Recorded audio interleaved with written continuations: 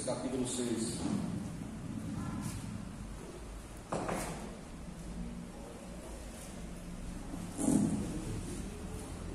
Livro de Gênesis capítulo 6. Os irmãos se encontrarem e se dispuserem a ficar em pé, leremos do 1 ao 10. Gênesis 6, do 1 ao 10. A palavra do Senhor diz assim: Como se foram multiplicando os homens na terra, e lhes nasceram filhas, vendo os filhos de Deus que as filhas dos homens eram formosas, tomaram para si mulheres, as que entre todas mais lhe agradaram. Então disse o Senhor: O meu espírito não agirá para sempre no homem, pois este é carnal, e os seus dias serão 120 anos. Ora, naquele tempo havia gigantes na terra, e também depois, quando os filhos de Deus possuíram as filhas dos homens, as quais lhes deram filhos, estes foram valentes varões de renome na antiguidade. Viu o Senhor que a maldade do homem se havia multiplicado na terra, e que era continuamente mal o desígnio do seu coração. Então se arrependeu o Senhor de ter feito o homem na terra, e isso lhe pesou no coração. Disse o Senhor: Farei desaparecer da face da terra o homem que criei, o homem e o animal, os répteis e as aves do céu, porque me arrependo de os haver feito. Porém Noé achou graça diante do Senhor. Eis a história de Noé. Noé era um homem justo e íntegro entre os seus contemporâneos. Noé andava com Deus. Noé gerou 3 filhos, Sem, Cã e Jafé. Os irmãos podem sentar, vamos orar mais uma vez. Pai, em nome de Jesus, entregamos diante do Senhor esse momento. Que o Senhor venha falar, Pai, principalmente começar na minha vida e também na vida dos meus irmãos, conforme a Tua palavra revelada, Deus. Fale aos nossos corações, em nome de Jesus. Amém. Meus irmãos, hoje foi o dia de eleições municipais, prefeito e vereadores. E quando o assunto é política, a primeira palavra que vem à nossa mente, pelo menos na minha, é corrupção. Nós estamos cansados de ver notícias de políticos corruptos, roubando o povo e saindo impunes. Cada dia mais cobrimos os crimes de colarinho branco, enquanto, em sua maioria, os políticos se enriquecem cada dia mais. Nós, os eleitores, ficamos cada vez mais pobres e continuamos pagando impostos cada vez mais altos. Estou acostumado a ouvir pessoas falando que não votam em nenhum político, que não há mais políticos honestos, são todos corruptos, e que se não forem corruptos hoje, após serem eleitos, vão se tornar corruptos, porque dizem que o ambiente político proporciona isso. Ou você anda no caminho junto com eles, ou você se corrompe, ou é impossível você chegar a algum lugar. Essas frases são bastante ditas. E porque a população está acostumada a ver os políticos não cumprirem com as suas promessas e a cada dia ficarem mais ricos, e cada dia nós vamos descobrindo crimes e crimes, e vai gerando uma ira na gente. Mas é realmente possível um político permanecer honesto num ambiente corrupto? É possível ele passar todos os anos sem se corromper? Essa é a ilustração para nos ajudar a entender um pouco o nosso texto. Se você for olhar a palavra do Senhor, volte lá para o capítulo 1, versículo 31, Gênesis 1, 31. Deus relata que, após ter concluído a sua criação, ele olhou para tudo que havia feito e viu que tudo era muito bom. Não havia corrupção, não havia pecado, tudo era santo e perfeito. O homem vivia em plena comunhão com o Criador, em estado de perfeição que duraria enquanto um homem obedecesse. Mais à frente, no capítulo 3, é descrito então que o homem pecou, se rebelou contra o seu Criador, desobedecendo os mandamentos e caindo do estado de graça e de perfeição. No capítulo 4, a gente começa a perceber as consequências dessa rebelião. Em Gênesis 4:8 é descrito o primeiro homicídio, onde Caim mata seu irmão. Em Gênesis 4:19 começamos a ver o início da poligamia, casamento entre um homem e várias mulheres, que é uma afronta à família instituída por Deus. E a partir desses fatos, a maldade, a corrupção, a poligamia, a idolatria, o sincretismo, eles vão tomando conta e ganhando espaço entre o povo na terra. Então este é o cenário de Gênesis 6 que nós lemos, onde, devido a tamanha corrupção, Deus se entristece com a terra, com o ser humano, e mais à frente, no capítulo 7, nós vemos que Deus destrói a terra com um dilúvio. Então o texto do livro de Gênesis 6, 1 a 10, ele faz parte dos textos de difícil interpretação da Bíblia, textos polêmicos, textos que precisam de um estudo profundo e que existem algumas perguntas. Por exemplo, quem eram os filhos de Deus que Gênesis relata? Eram anjos? Eram demônios? Eram homens? Quem eram os nefilins? Eram realmente gigantes? Diante desse texto há muitas teologias, há muitos filmes que baseiam nesse texto. Então é muito importante que nós estudemos esse texto e falamos um pouco sobre ele. Há duas interpretações possíveis para essas perguntas, sobre quem eram os filhos de Deus e quem eram os néfilins. A primeira teoria é chamada de teoria genética, que ela é baseada no livro apócrifo de Enoque e supostamente apoiada pelos apóstolos Judas e Pedro, em seus livros, que diz que os filhos de Deus são, na verdade, anjos caídos que vieram à terra e foram sexualmente atraídos pelas mulheres humanas. Então, nisso, eles se manifestaram fisicamente ou possuíram algum homem para terem relações sexuais com elas. E o fruto desse relacionamento entre os anjos caídos e as mulheres humanas geraram gigantes que andaram pela terra. Segundo o teólogo Leandro Lima, desde os tempos antigos, os estudiosos eles têm dificuldades de aceitar a expressão que filhos de Deus seriam apenas homens, que se relacionaram com as descendentes de Caim. Então a dúvida é, por que não poderia ser as filhas de Deus com os filhos de Caim, não ao contrário? Porque no capítulo 5, filhas aparece na descendência dos homens também, aparece na descendência de Caim, não apenas filhos. Então não precisaria ser especificamente filhos de Deus e filhos dos homens, poderia ser o inverso. Era possível, então por que esse texto é usado para homens? E além disso, a expressão, segundo essa interpretação, filhos de Deus, ela é aplicada somente a anjos, não a homens nenhum. E ele diz que néfilins no hebraico original significa gigantes, ferozes, que possuem a raiz na sua palavra de caídos, cair ou caídos. Então, nessa teoria, conclui que os filhos de Deus eram, na verdade, anjos caídos que se relacionaram com as mulheres humanas e geraram filhos gigantes valentes pela terra. Nós temos então um outro teólogo chamado Augusto Nicodemos, bastante conhecido, que ele diz que essa teoria ela pode ser facilmente contestada pelos seguintes aspectos. Preste atenção. Nós precisamos fazer essas introduções para chegar à interpretação do texto. É impossível explicar o texto sem antes entender o que o texto está se referindo. Em primeiro lugar, as passagens de Judas e Pedro, que são base para esse texto serem anjos caídos que se relacionaram com mulheres, não podem ser necessariamente ao cenário de Gênesis 6. Judas e Pedro poderiam estar se referindo também à queda dos anjos, antes desse acontecimento, quando os anjos caíram na rebelião de Satanás. Em segundo lugar, segundo Nicodemos, a expressão filhos de Deus é realmente usada na Bíblia para anjos, mas não para anjos caídos, sempre para anjos bons. Em terceiro lugar, anjos não têm sexo. Se nós formos ler em Lucas 20, Jesus diz que os filhos de Deus seriam como anjos que não se casam, se dão casamento. Se anjos não têm sexo, então como eles teriam desejos sexuais, especificamente pelas mulheres? E na língua original, néfilins não significa necessariamente gigantes em estatura. Poderiam significar gigantes em seus feitos, pessoas poderosas, de renome, de autoridade. Então, diante dessas interpretações, nós temos a segunda, que é chamada de teoria espiritual ou tradicional, que é a teoria defendida pelos majoritários na área reformada, teólogos reformados, inclusive Lutero e Calvino. Nessa teoria espiritual, os filhos de Deus não eram anjos e nem demônios, mas eram homens da linhagem de Sete, enquanto as filhas dos homens eram da linhagem de Caim, seu irmão. Após a queda, Adão e Eva deram à luz a Caim e Abel. E dali viriam então duas linhagens.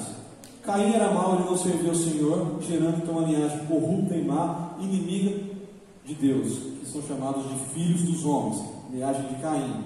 Abel era bom e serviu ao Senhor, mas como foi morto, Deus levantou o seu irmão no seu lugar, Sete, que gerou então uma linhagem santa, que foi separada por Deus, escolhida por Deus, e que deveriam seguir o caminho da justiça e retidão, que então eram chamados de filhos de Deus. No entanto, o texto nos diz que os descendentes de Sete, que deveriam andar no caminho do Senhor, se desviaram e se misturaram, coabitaram com as descendentes de Caim. Então eles largaram a religião que Deus colocou para eles e misturaram, se tornaram sincréticos, se entregaram ao paganismo, à poligamia e tantos outros pecados, e isso despertou o furor do Senhor. E o resultado dessa união foi o nascimento de gigantes, néfilins, que não é gigante na figura mitológica, poderiam ser homens fortes, valentes, eles realmente eram mais poderosos que os homens normais. Provavelmente a a tradução certa seriam sedentos por sangue, homens que matavam por prazer, homens que tinham o desejo de matar, eram agressivos do que gigantes em estatura, apesar de sabermos que existiam gigantes entre a terra, mas não é necessariamente referente a esse texto. Então, diante dessas informações, dessas duas interpretações, a teoria que diz que eram anjos caídos, que eram ou demônios, e a teoria que diz que na verdade eram filhos dos homens, qual das duas nós devemos seguir para interpretar o texto? Então, baseando que a teoria majoritária e tradicional entre os teólogos reformados e que possui um maior equilíbrio hermenêutico, nós iremos abordar o nosso texto crendo que os filhos de Deus eram na verdade homens da linhagem de Sete, humanos, que desobedeceram a Deus e tiveram relacionamentos com as filhas dos homens que eram da linhagem de Caim. Então esse texto lido, meus irmãos, traz alguns ensinamentos preciosos, que dentre eles nós iremos abordar o seguinte tema, conforme nós falamos no início dos políticos: como ser santo em um mundo corrupto? É possível ser santo em um mundo corrupto? Na introdução nós abordamos a política e falamos sobre essa questão da corrupção, mas acontece que todos nós somos corruptos em todas as áreas, aonde estivermos, sempre vai ter um ser humano corrupto. Os políticos são corruptos porque eles são humanos, e assim como nós, também há corrupção em nosso coração. Mas então é possível permanecer santo, agradando a Deus, honrando a Deus, vivendo nesse mundo corrupto? Por que adianta buscar a Deus santificar se eu vou pecar amanhã da mesma forma? Então, a primeira forma, lendo o texto, que nós podemos manter santo nesse mundo corrupto é temendo ao Senhor. Volte novamente os seus olhos em Gênesis 6, versículo 2 ao 4. Vendo os filhos de Deus que as filhas dos homens eram formosas, tomaram para si mulheres, as que, entre todas, mais lhe agradaram. Então disse o Senhor: o meu espírito não agirá no homem para sempre, pois este é carnal, e os seus dias serão de 120 anos. Então, como falamos, a primeira maneira de viver santo nesse mundo é temendo ao Senhor. Há um padrão nesse texto que nós lemos. Continue com os olhos do texto. Diz assim: vendo os filhos dos homens. Primeiro eles olharam, eles viram, eles observaram que as filhas dos homens eram formosas. Eles cobiçaram, elas desejaram as mulheres, foram atraídos por elas, tomaram para si, agiram, concretizaram a ação, concretizaram aquilo que estavam cobiçando. Então perceberam o padrão? Eles viram, eles cobiçaram, desejaram e eles agiram. Abra sua Bíblia em Gênesis 3:6, de forma bem rápida. Gênesis 3:6. Esse padrão é o mesmo padrão do pecado original. Qual é o pecado original? O primeiro pecado.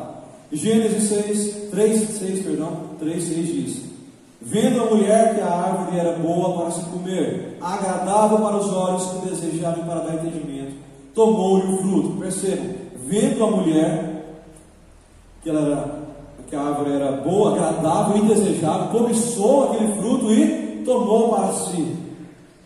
Este padrão, meus irmãos, se repete quase todas as escrituras. Por exemplo, Davi, quando adulterou com Betseba, ele viu Betseba durante muito tempo, não foi apenas um momento, ele estava olhando, estava observando, ele foi atrair Betseba. Ele fez o quê? Deixou cair no seu coração, tomou aquilo como desejo e depois fez o quê?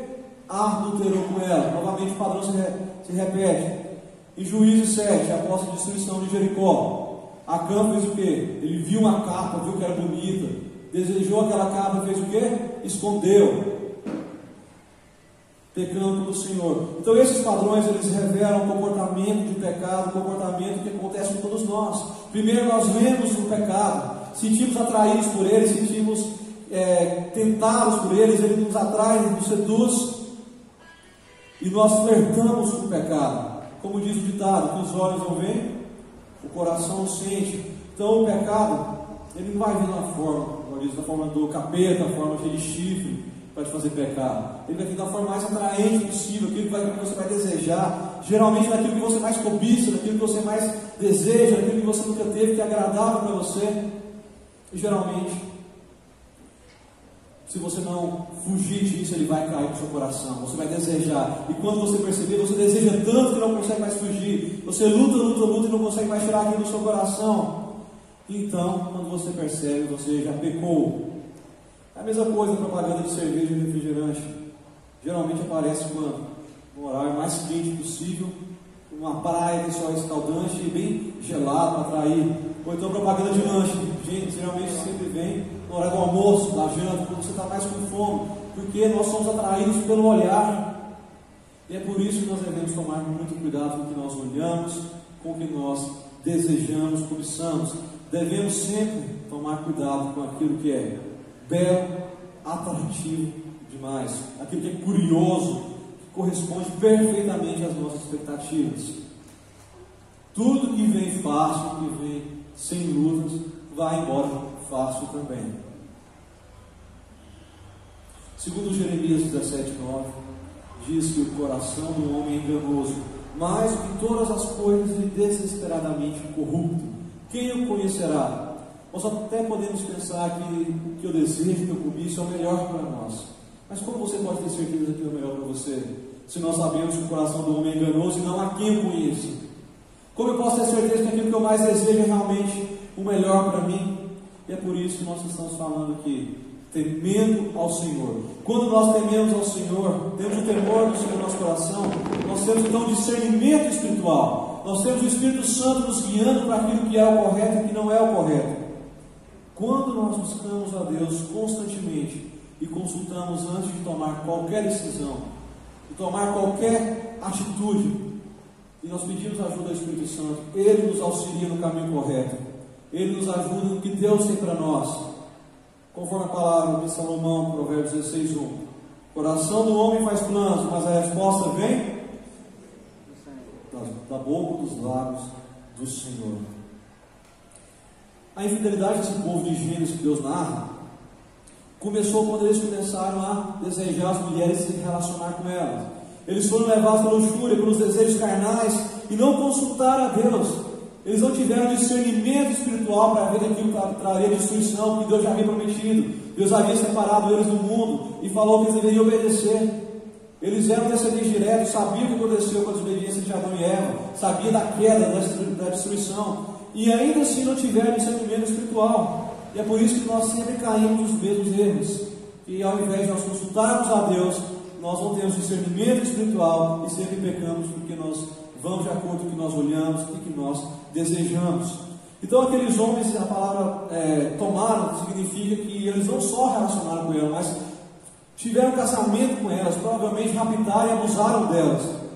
E no versículo 4 então vem a consequência dessa reunião, que é uma raça híbrida, chamada de néfilis, gigantes, poderosos, ferozes sobre a terra. Então olha o que o pecado fez, meus irmãos. Um povo que antes era santo, separado por Deus, que era puro, chegou no nível de tão alta perversidade que não temia mais o Senhor. Deus não era mais nada para eles, não estava nem aí para as consequências do pecado. Eles não mais buscavam a Deus, não mais guardavam seus preceitos e instruções, não tiveram discernimento espiritual. E isso trouxe o que a eles? A morte, que nós vamos ver mais à frente, do dilúvio, onde todos, exceto Noé, foram mortos. Outro exemplo que nós vemos é Ló e seu tio Abraão. Quando eles decidem se separar, Abraão pede que Ló escolha o primeiro lugar. O pai até pregou esses dias para trás aqui, no reunião dos homens também foi falado sobre isso. Ló escolhe o lugar mais bonito, mais atrativo, que desceu no seu coração e não consultou a Deus. E mais à frente nós vemos o quê? O local que ele escolheu era Sodoma, o lugar que foi destruído, o lugar mais perverso narrado na Bíblia. E contrário, Abraão buscou a direção do Senhor e ele foi abençoado pelo Senhor. E toda a família de Ló foi prejudicada pela decisão errada dele. Nós somos pecadores, nós vivemos em um mundo depravado, e por isso a nossa tendência é tomar decisão errada. A nossa descendência como homens é tomar decisões baseadas nos nossos desejos carnais. E é por isso que nós precisamos temer o Senhor, nós precisamos buscar ao Senhor, porque dele é que vem as palavras corretas, é dele que vem o que é melhor para nós. Então no versículo 3, Deus diz que o Espírito dele não agiria para sempre entre os homens, pois eles eram carnais. O Espírito Santo de Deus, ele é a fonte de vida natural. É o Senhor quem dá, é o Senhor quem tira a vida. E essa vida flui em nós. E está cada vez mais presente quando nós tememos ao Senhor. Salmo 1:2 diz: aquele que medita na lei do Senhor de dia e de noite é comparado ao que? É uma árvore junto ao ribeiro de água, que tem o que? Água jorrando ao tempo todo nos seus pés. Jeremias 17, 7, 8 também diz que bendito é o homem que confia no Senhor, porque será como uma árvore plantada junto às águas, que estende as suas raízes. Então, aquele que teme ao Senhor, o homem que lê a palavra do Senhor, que busca o Senhor de qualquer decisão, tem o Espírito Santo de Deus a todo momento da sua vida, trazendo vida sobre ele. Mas aquele que se esqueceu de buscar o Senhor, é como uma palha seca que o primeiro vento leva, e essa pessoa vai sofrer as consequências do pecado, vai sofrer as consequências dos seus erros. Então a corrupção humana, ela era tamanha naquele lugar, que despertou a ira de Deus. Então Deus pronuncia que o seu Espírito não ia mais agir no homem. Deus fala que o seu Espírito iria sair. Naquela época o Espírito de Deus trabalhava no homem de uma maneira diferente como age hoje. O verbo agiria significa o sentido de cobrir, de escudo, de proteção. Então o sentido é que Deus trazia vida e protegia o seu povo. Por isso que era uma nação separada, isso é a proteção especial do Senhor. Então vem o texto que fala que pelo fato de eles serem fiéis, o tempo de vida seria limitado. Aí há um erro que nós pensamos que então o homem só vai viver até 120 anos. O que o texto diz 120 anos é, do tempo que Deus deu o julgamento até o dilúvio é 120 anos. Não quer dizer que nós viveremos até 120 anos. Então eles seriam mais 120 anos, que foi a época que Noé gastou construindo a arca.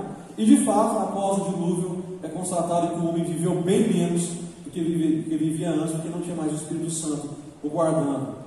Então Eva, após comer o fruto, desobedecer às leis do Senhor ali, o que aconteceu com ela? Trouxe a queda e a perdição para todo humano.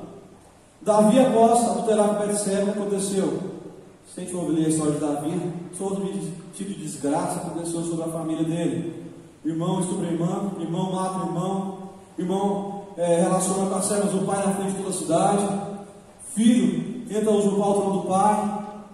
Acontece tanta coisa ruim na vida de Davi por causa de um pecado que ele não temeu o Senhor, que ele deixou descer no seu coração. Ló, nós acabamos de ver quando faz a escolha errada, o que acontece com ele e com a sua família. Acã e toda a sua família foi condenada à morte porque desobedeceu o Senhor. Então nós vemos aqui que o pecado, quando nós olhamos, cobiçamos e não fugimos, traz a destruição para a nossa vida. E a maneira de fugir disso é temendo ao Senhor.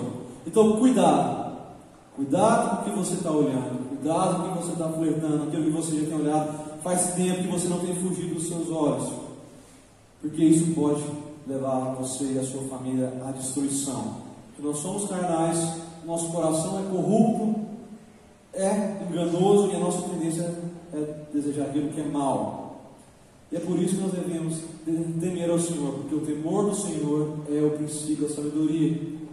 Temer ao Senhor, Ele vai nos guiar, vai nos trazer à nossa mente aquilo que é o melhor para Ele. Nós devemos meditar na palavra do Senhor todos os dias, que quando passarmos por alguma situação de tentação, de provação, o Espírito Santo de Deus vai trazer à nossa mente aquilo que nós lemos, então seremos guiados por Ele. Essa é a primeira forma de como permanecer santo nesse mundo corrupto, temendo ao Senhor, lendo a palavra dEle, meditando de dia e de noite. Cuidado para não cair no seu próprio entendimento.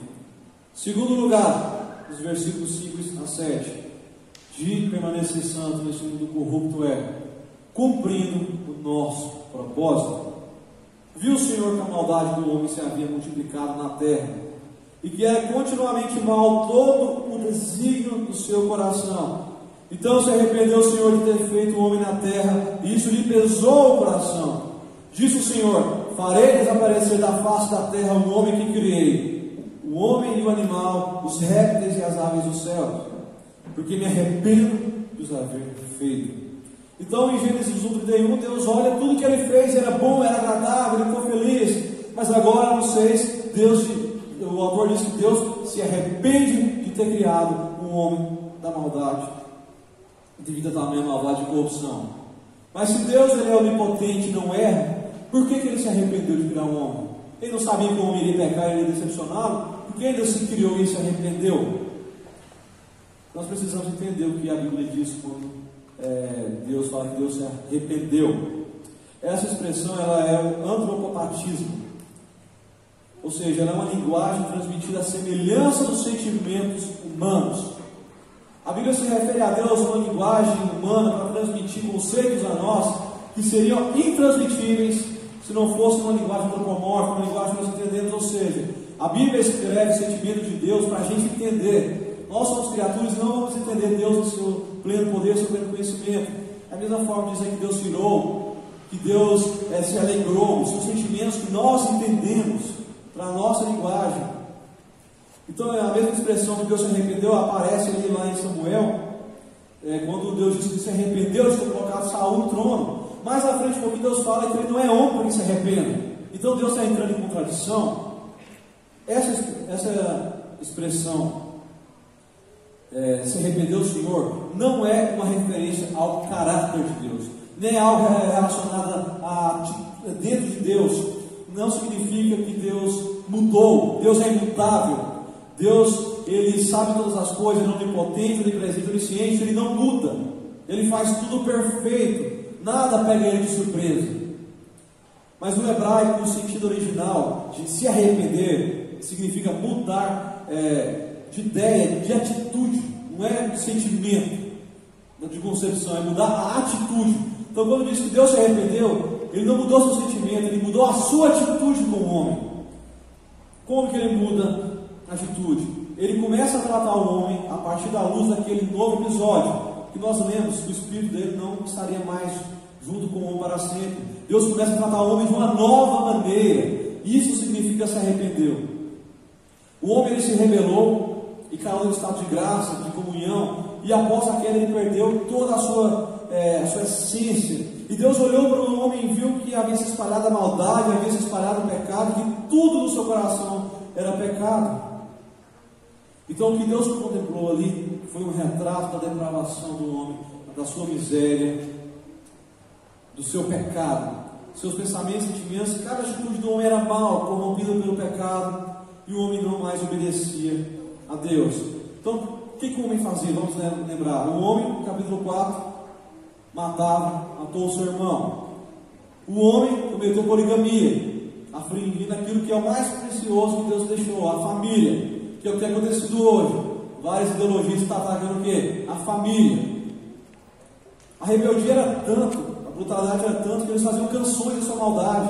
Se você ver lá em Gênesis 4, 23, há um homem chamado Lameque, ele faz uma poesia dizendo que ele matou o homem porque o homem pisou no seu pé. Então eles tinham prazer da maldade deles, eles se alegravam na maldade deles.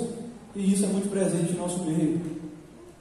Quando o povo de Deus perde o propósito inicial, ele faz coisas inimagináveis.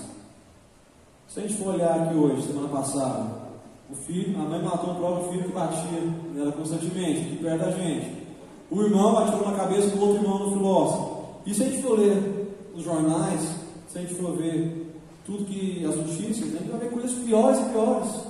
Então nós não estamos vivendo um tempo diferente daquele que Noé vivia. Coisas inimagináveis o ser humano tem feito.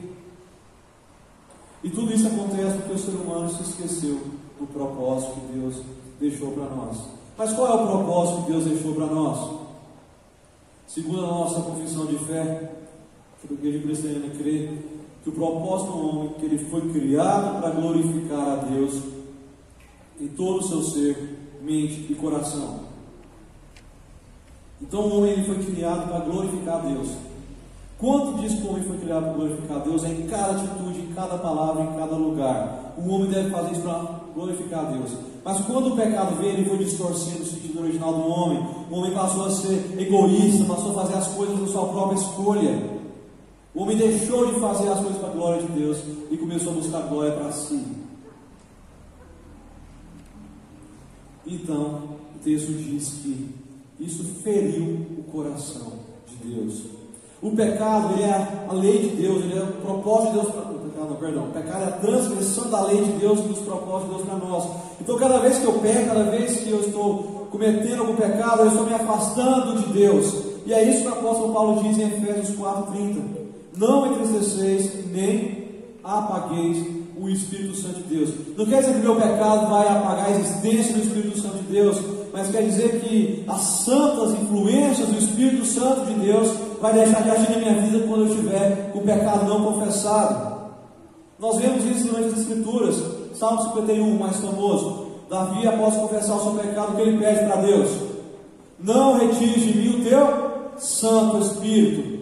Salmo 30 diz que quando Davi estava em pecado, Deus virou a face para ele e ele se viu sozinho. Então, meus irmãos, toda vez que nós pecamos, nós estamos nos afastando de Deus e estamos fugindo do nosso propósito.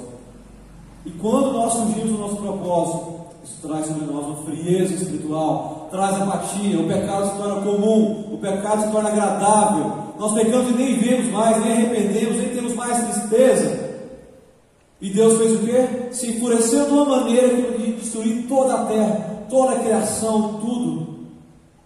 E Deus destrói a terra com o dilúvio, porque ela havia se tornado impura e corrompida. Naquela época o povo era corrompido, era mau, e Deus destruiu com o dilúvio. Mas então Deus faz uma promessa com um homem que não iria mais usar o dilúvio para destruir a terra. E o dilúvio foi apenas um pré-anúncio do futuro que Deus iria trazer na segunda vinda de Cristo. A primeira terra foi destruída pela água, e a segunda terra, que é corrompida, vai ser destruída pelo fogo, pelo juízo de Deus. Deus vai consumir da mesma maneira os ímpios, os pecadores, porque todos somos pecadores, não há um justo diante de nós. Talvez você tenha vivido tempos que agradou ao Senhor, talvez você já tenha honrado a Deus alguma vez, mas hoje não agrada mais. Talvez você esteja desobediente e rebelde, justificando suas dores, justificando suas perdas e colocando, às vezes, até a culpa em Deus, vivendo sem arrependimento, vivendo a vida de mentira para si mesmo, de depravação, e nem mais sequer percebe o Espírito Santo na sua vida. Você nem consegue mais ler a Bíblia, não tem mais vontade, não consegue nem orar. Orar 1 minuto é um sacrifício. Vem para a igreja, a gente está cantando, parece que o louvor não vai acabar mais, a pregação é dura demais. Tudo isso, meus irmãos, são sinais de frieza espiritual, que provavelmente o pecado já tomou conta da sua vida. Só há uma solução para isso: se arrependa de seus pecados, reconheça que a sua natureza toda é má e carece da glória de Deus. Romanos 3,23: todos pecaram e estão destituídos da glória de Deus. Romanos 3,10: não há um justo sequer. Então você pode se perguntar: mas como eu posso ser obediente a Deus e viver conforme o seu propósito, sendo que a minha natureza é toda corrompida? O mal que eu quero, o bem que eu quero eu não faço, mas o mal que eu não quero, esse eu faço. Para responder essa pergunta, nós vamos entrar no último ponto. Então, a primeira forma de manter santo nesse mundo corrupto é temendo a Deus. A segunda, cumprindo os propósitos de Deus. A terceira é andando com Deus. Volte seus olhos aos versículos 8 ao 10. Porém, Noé achou graça diante do Senhor. Eis a história de Noé. Noé era um homem justo e íntegro entre os seus contemporâneos. Noé andava com Deus. Diante de toda aquela corrupção, Deus olhou para a humanidade e viu que todo mundo havia se corrompido. Mas lá no meio existia um homem chamado Noé. Por que a Bíblia não fala Noé e sua família, fala Noé? Porque Noé andava com Deus e Noé influenciava a sua família. Da mesma forma que aqueles homens que não andavam com Deus traziam consequências para a sua família, Noé trazia as bênçãos para a sua família. No mundo inteiro, apenas Noé e sua família foram salvos. Noé, seus filhos, esposa e suas noras. Então nós pensamos, diante de todo o pecado da humanidade, Deus coloca observação. Porém, entretanto, Noé achou graça diante de Deus. Se fosse diante de nós hoje, Deus olhando só vê corrupção, será que ele olharia para a sua vida e falava: porém, o Júlio achou graça diante de Deus, o Ivan achou graça diante de Deus? Será que nós temos achado graça diante de Deus? Ou nós somos apenas mais um corrupto diante do mundo? Mas quem foi Noé? Noé era filho de Lameque, não aquele que eu citei no início, o outro Lameque, e neto de Matusalém, o homem mais velho relatado na Bíblia.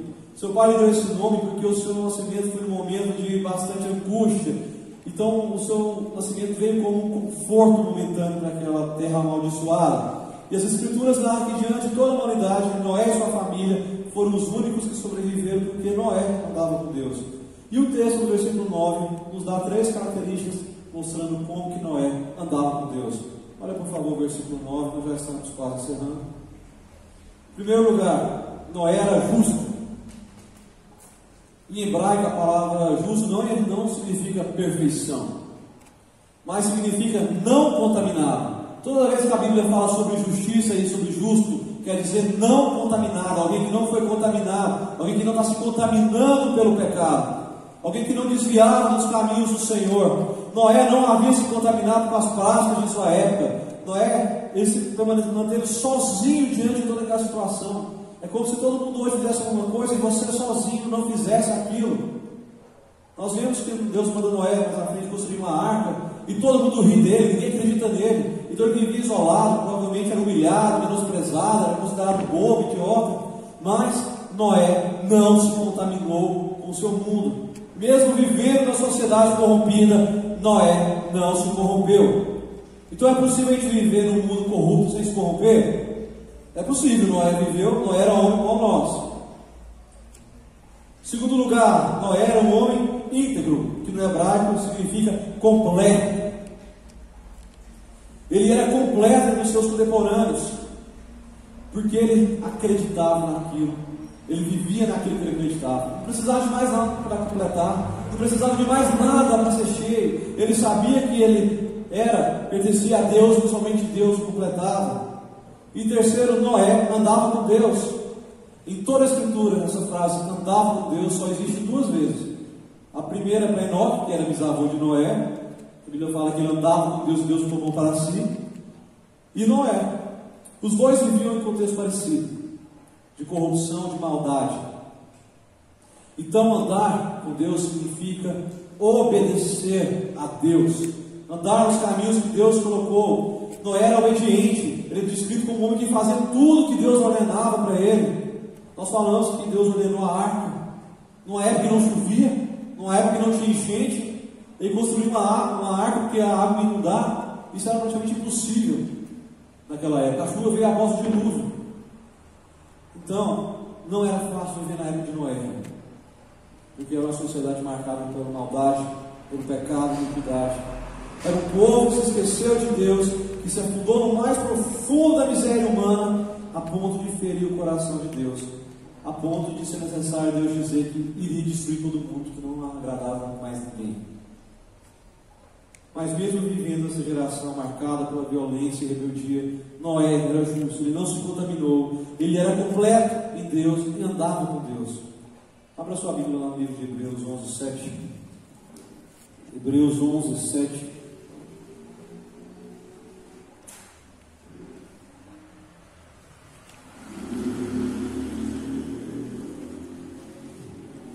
Hebreus 11:7 diz: pela fé, Noé, divinamente instruído acerca dos acontecimentos que ainda não se viam, e sempre temente a Deus, aparelhou uma arca para a salvação de sua casa.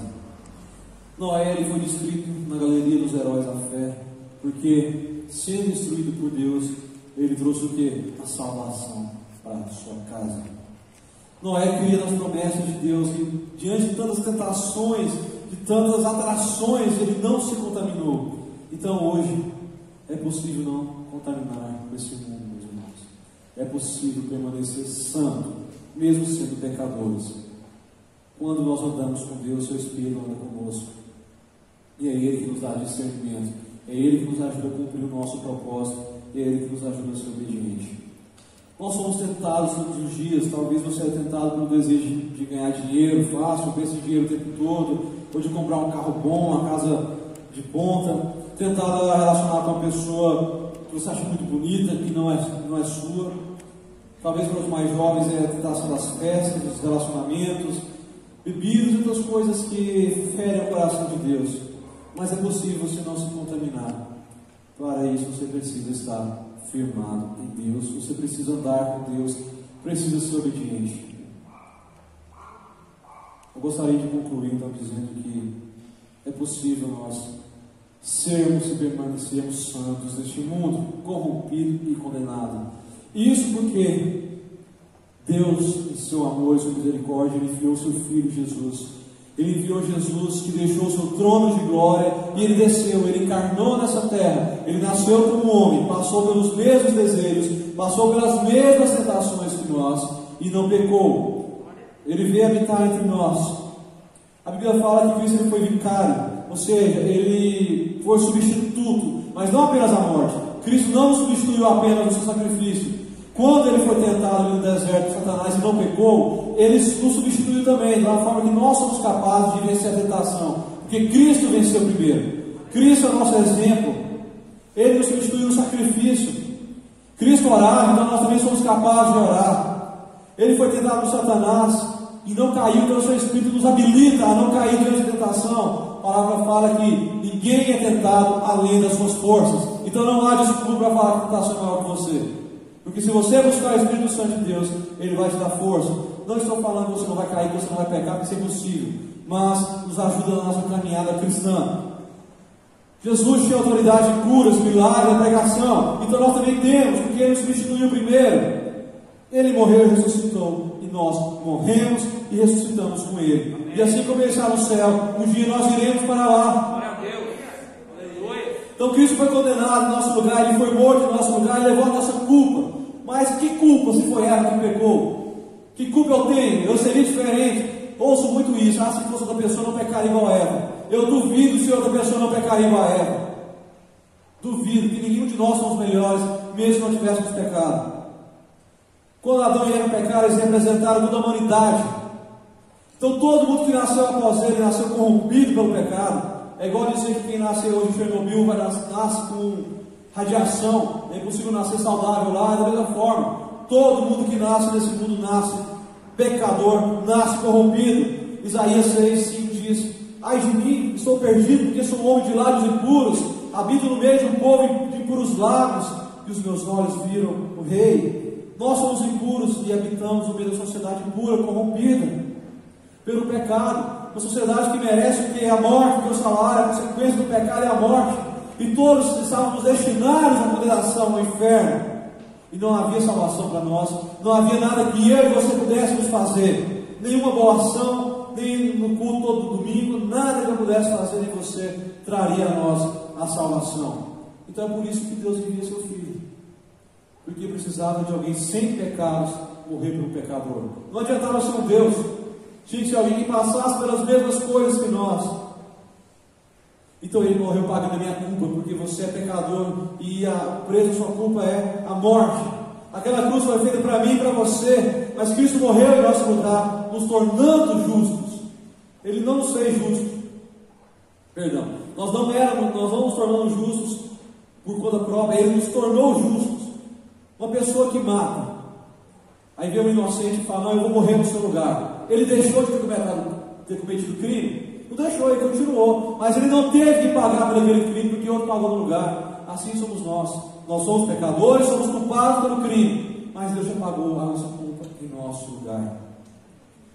Ele morreu em nosso lugar. Ele levou sobre si as nossas iniquidades, levou sobre si os nossos pecados, foi desprezado como o cordeiro que é imolado. Ele morreu sofrendo, humilhado, mas ainda assim ele venceu a morte, ele venceu o domínio de Satanás, ele venceu o domínio desse mundo, e ele ressuscitou, rasgando o véu que havia entre nós e Deus, e nos deu um livre acesso até o Pai.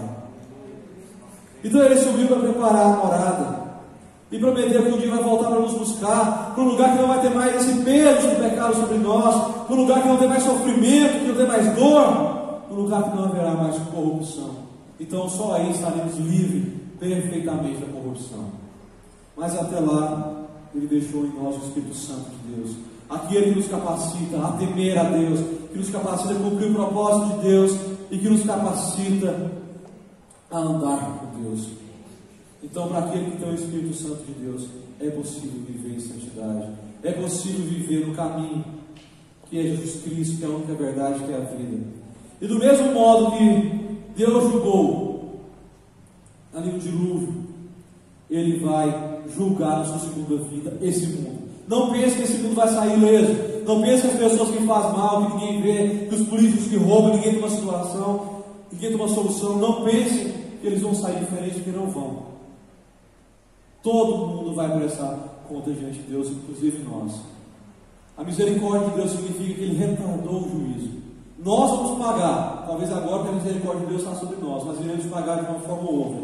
E para aqueles que não têm Cristo Jesus na sua vida, irá pagar com condenação. O fogo irá vir, irá destruir.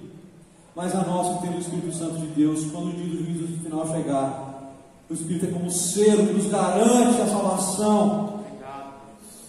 E esse mesmo Espírito Santo é que hoje nos faz andar com Deus no mundo corrompido. É o Deus que o poder se aperfeiçoa em nossas fraquezas. É o nosso Consolador, aquele que leva nossas orações, as nossas fraquezas diante de Deus. Então nós podemos temer ao Senhor, nós podemos viver o propósito de Deus, nós podemos andar com Deus, porque o Espírito Santo de Deus nos auxilia.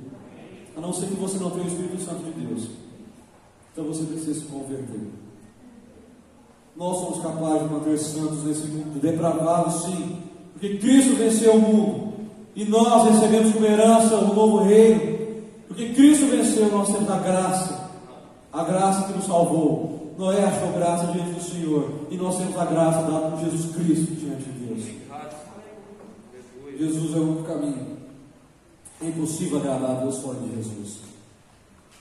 Ele deu a sua vida para que nós pudéssemos viver a vida dele hoje. Para encerrar, eu gostaria de fazer apenas algumas aplicações práticas. Cuidado com as coisas que te atraem. Cuidado com aquilo que você acha bonito demais, que é o melhor para você. Aquilo que você acha que é bonito demais é aquilo que pode te destruir.